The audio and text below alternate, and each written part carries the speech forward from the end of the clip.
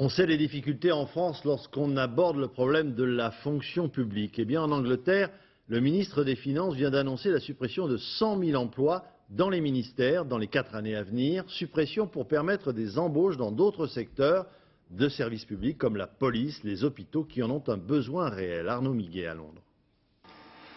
Ce matin à Whitehall, dans le quartier des ministères, le moral des fonctionnaires n'était pas au beau fixe. Et pour cause, ils viennent d'apprendre qu'il y a du licenciement dans l'air.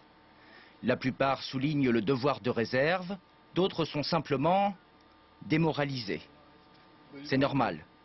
Et vous pensez perdre votre travail? On verra probablement.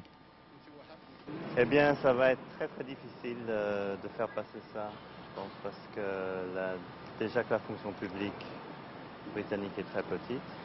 Gordon Brown, puissant ministre de l'économie et des finances, était lui tout sourire hier avant son annonce au Parlement.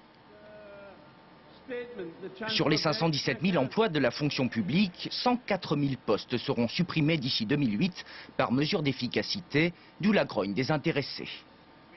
On fera tout ce que l'on pourra pour empêcher la réforme et défendre nos membres et le service public, et on fera la grève même. Gordon Brown essayait hier de faire avaler la pilule en annonçant des investissements supplémentaires dans les services publics, éducation, transport ou santé, qui en ont grand besoin.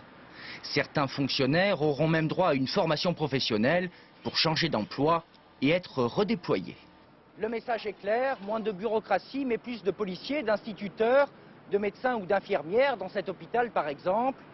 Beaucoup d'observateurs soulignent surtout que c'est un programme préélectoral. On vote dans un an en Grande-Bretagne.